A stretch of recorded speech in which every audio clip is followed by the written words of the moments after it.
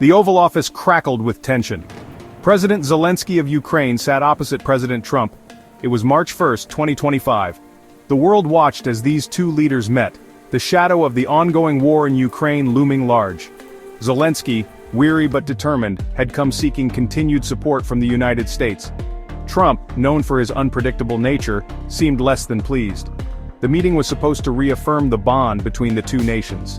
Instead, it quickly veered off script, becoming a display of animosity and power dynamics. Before the meeting, Senator Lindsey Graham had pulled Zelensky aside.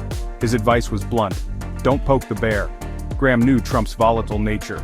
He warned Zelensky against arguing about security agreements. Trump, he cautioned, would not respond well. Zelensky listened, but ultimately, he had a nation to protect. He wouldn't shy away from tough conversations, even with a volatile ally. The atmosphere in the room remained strained. Whispers of the escalating conflict in Eastern Europe hung heavy in the air. Aides shifted nervously, sensing the palpable tension between the two leaders. What was meant to be a strategic meeting of allies was quickly becoming a battleground of egos and political agendas. Trump, used to deference from world leaders, expected a certain subservience. He saw himself as the deal-maker, the strongman. Zelensky, however, was no pushover. He had faced down Putin. He would not be cowed by Trump. Zelensky pressed for concrete security guarantees, something Trump was loath to give.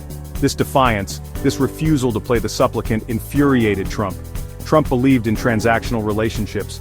He had expected Zelensky to be grateful, to acknowledge the aid given by the U.S. He wanted Zelensky to agree to a lucrative deal on Ukrainian mineral rights, a deal that would personally benefit Trump. Zelensky, however, was focused on one thing: the survival of his nation. He would not be bought. He refused to be used as a pawn in Trump's game.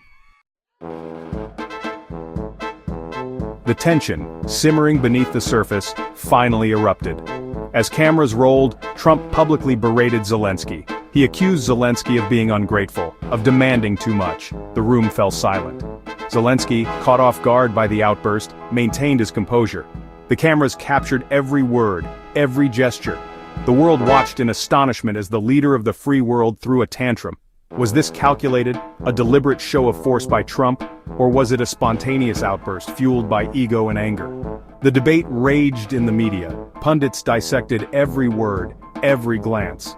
Some saw it as a power play by Trump, a way to assert dominance. Others believed it was simply Trump being Trump, unpredictable, volatile, and easily provoked.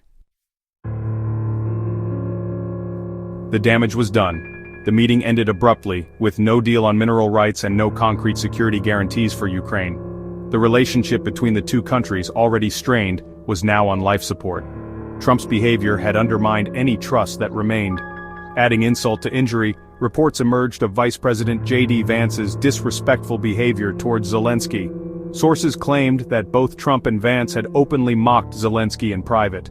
Their disdain for the Ukrainian president was palpable. This lack of respect, coupled with the public humiliation, sent a clear message: Ukraine was on its own. The meeting in the Oval Office was a disaster. It exposed the fragility of the U.S.-Ukraine relationship and the volatile nature of American foreign policy under Trump. As Zelensky flew back to a war-torn Ukraine, the world wondered, what would be the cost of Trump's anger?